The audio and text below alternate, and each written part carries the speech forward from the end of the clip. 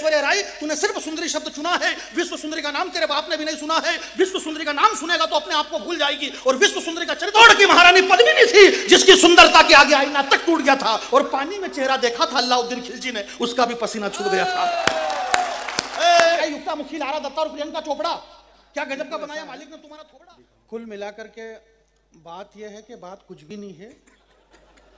आपको इतना ज्यादा मर्यादित होने की जरूरत नहीं है। हम इस मर्यादा के दरबार में बैठे हुए हैं मेरे दोस्त। ये 3-4 घंटे हो गए कवि सम्मेलन चलते चलते, वीर रस की कविता, वीर रस की कविता। देखो बात यह है कि ये जो देशभक्ति और जो नेता और पाकिस्तान और आतंकवाद के खिलाफ कविता पढ़ रहे हैं, इसका कारण कुछ भी नहीं। इसका कारण सिर्फ गुरुदेव इतना है कि इस माइक की आवाज वहां तक जा ही नहीं रही, और कुछ भी नहीं है। आप इतना लोट लेना मत, मैं बहुत छोटा कवि हूँ, ये सारे बहुत बड़े कवि हैं, विद्वान कवि हैं, प्रोफेसर हैं, कोई लेक्चरर है, प्रकाश जी, हमारे कमलेश जी, दुनिया भर में जाने कहाँ कहाँ जाते हैं। मैं कहीं भी नहीं गया हूँ।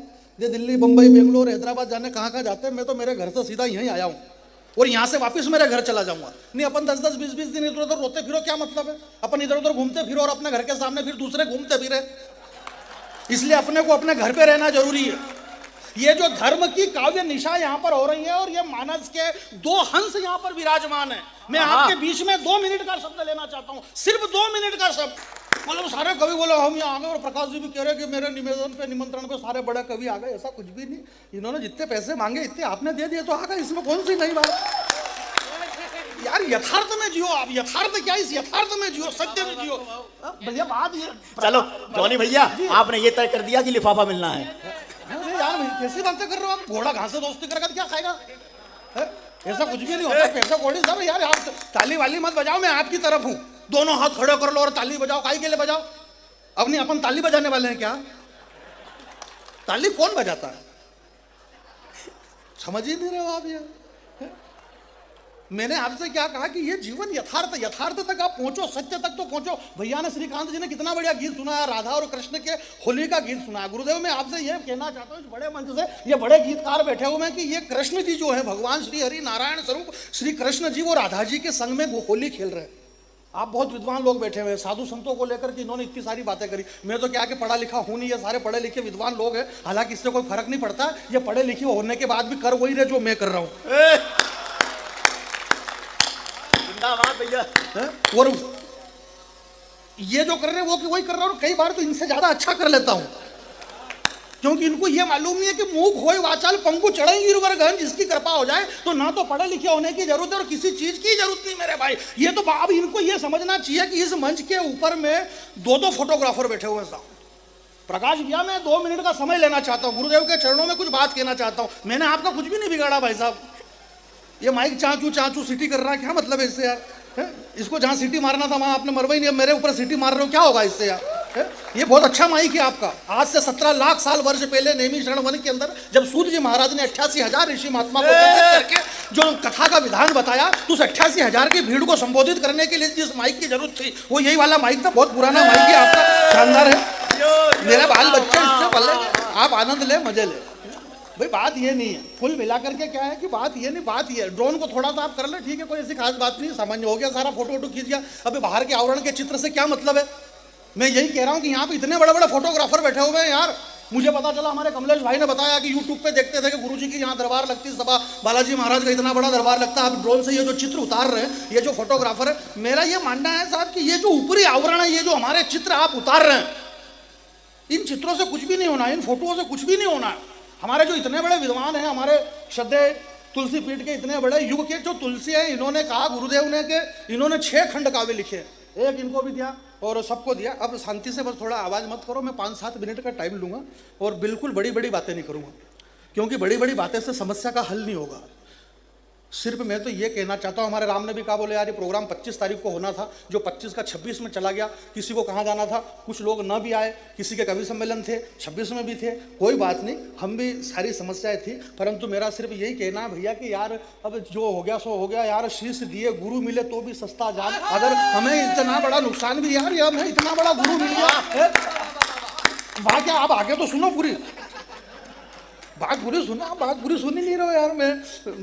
मेरा मूड ही नहीं बनने दे रहे हो आप। इस देश के अंदर मूड ही नहीं बन रहा। देश में बाबा तुलसीदास जी कह रहे हैं, आप आज कह रहे हो, ये बातें तो हजारों साल पहले बाबा तुलसी लिख करके चले गए। अब मोहि भरोस बा हनुमंता बिनु हरि कृपा मिले ही नहीं संता। जब तक भगवान की इच्छा नहीं होती है तब तक संत नहीं मिलता, और जब तक संत नहीं मिलता तब तक भगवंत नहीं मिलता। तो बुंदेलखंड के लोगों, आप तो इतने बड़े सौभाग्यशाली हो कि आप तो इतने बड़े संत की शरण में दिन रात यहाँ पर रहते हैं। और इसके बाद में मेरी बात को ध्यान से सुनना, मैं एक भी बार आपसे ये नहीं कहूँगा कि आपके हाथ खड़े करो और ताली बजाओ। नहीं, इनके कहने से आप हाथ खड़े कर दो, यहाँ से बाँह फट गई, नुकसान इनका हुआ क्या? अपना नुकसान अपने का होना है ना, इसलिए अपनी ताकत को गलत जगह मत लगाओ। ये मेरी माता बहनें यहाँ पर बैठी हुई है, हमारे राम भाई ने पद्मावत पे लेकर के पूरा खंड काव्य लिखा। मैंने 25 साल पहले ये बात कही कि हमारी शक्ति को गलत जगह लगा रहे हैं। हमारी ताकत कहाँ लगना चाहिए, हमारे संस्कार संस्कृति कहाँ लगना चाहिए मेरे भाई। ये बातें जो हमारी बहनें बैठी हुई है, ये बातें तो आज से 17 लाख साल पहले हमारे इतने बड़े युग तुलसी यहाँ पर बैठे हुए, किसी ने कहा गुरुदेव, बोले हमें हनुमान जी का चरित्र सुनना है। मेरी आवाज जहां तक जा रही है, हमें हनुमान जी का चरित्र सुनना है। उसने कहा, महर्षि ने बोला हनुमान जी का चरित्र सुनना है। समय कितना है? बोले आप कितने समय में सुना सकते हैं ये बताइए। बोले अगर हनुमान जी का चरित्र सुनना चाहते हो और समय की जरूरत है, समय का पूछ रहे हो, तो कम से कम 41-42 लाख साल लगेंगे। बोले ये 41-42 लाख साल क्या होता है, इतने साल हनुमान जी का चरित्र सुनने के लिए? बोले बिल्कुल, चारों युग है प्रताप तुम्हारा प्रसिद्ध जगत उजियारा। चारों युग में जिसका प्रताप है, जो चारों युग का सुपर स्टार है, कोई एक युग का स्टार है। चारों युग, सतयुग की उम्र 17,28,000 वर्ष, द्वापर युग की उम्र, कलयुग की उम्र, त्रेता युग की उम्र, चारों युग की अगर उम्र आप जोड़ ले तो 41 लाख साल होते हैं। तो जो चारों युग में जिंदा है उसके चरित्र को सुनने के लिए तो लाखों साल लगेंगे। आपकी तालियां रोकना। अगले आदमी ने कहा कि अगर लाखों साल उस हनुमान रुद्र अवतारी के चरित्र को सुनने में लाखों वर्ष अगर व्यतीत हो जाए, अगर समय कम है, प्राणों की आहुति देना है, कंठ पे प्राण आ गए हैं, गुरु सामने खड़ा हुआ है, शीश दिए गुरु मिले, अगर सौदा ये हो रहा है तो गुरुदेव मेरे पास समय नहीं है, और कंठ तक प्राण आ गए तो गुरु ने कहा, बोले बेटा अगर समय कम है तो सिर्फ 2 लाइन में सुन ले हनुमान जी का चरित्र, बात खत्म हो जाएगी। अब हाथ खड़े करना के कंठ पे प्राण और हनुमान को सुनना है तो बेटा सुन 2 लाइन में के एक बंदर अति सुंदर। एक लाइन पूरी हुई है और मैं आपसे ये नहीं कहूंगा, एक बंदर अति सुंदर, अति सुंदर, जिसके अंदर साक्षात रामचंद्र। आपके तालियां कमजोर है मेरे भाई, जरा दोनों हाथ खड़े करें आपके।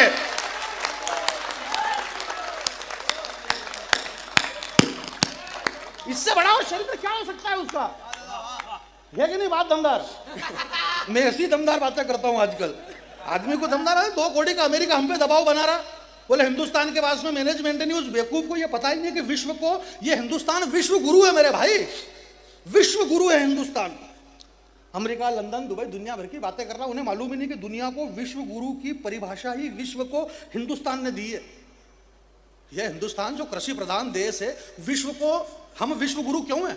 ये मेरी माता बहन है, इनसे मेरा बस यही निवेदन है। मुंबई की बात कर रहे हैं, वो भैया बता रहे थे जो अर्धनग्न वस्त्र में देह प्रदर्शन करने वाली चंद पैसों के लिए, उन मूर्खों को यह पता नहीं है कि इस दुनिया में नग्नता सिर्फ 2 ही अच्छी लगती है। या तो नग्नता वो अच्छी लगे जब माँ की गोद में एक नन्हा बालक खेलता है, उस नन्हे बालक की नग्नता अच्छी लगती है, या फिर नग्नता वो अच्छी लगे जिसका तन कुंदन, मन कुंदन, तप तप कर तन बना होगा कुंदन। भला दुनिया में उससे ज्यादा सुंदर मूर्त क्या होगी? और जिसने वासना और विकारों का त्याग कर दिया, उस महावीर को वस्त्रों की जरूरत क्या होगी? या फिर वो नग्नता अच्छी लगे इस दुनिया में? हमें नग्नता से पता ही नहीं बाकी हमारी ताकत कहाँ लग रही है। वाह वाह भैया वाह। हम कहाँ लगा रहे हैं हमारी ताकत? ऐश्वर्या राय, युक्ता मुखी, लारा दत्ता और प्रियंका चोपड़ा, क्या गजब का बनाया मालिक ने तुम्हारा थोबड़ा। तुम सबके सब विश्व सुंदरी का खिताब जीती, पर सही सही बताना तुम्हारे साथ क्या क्या बीती।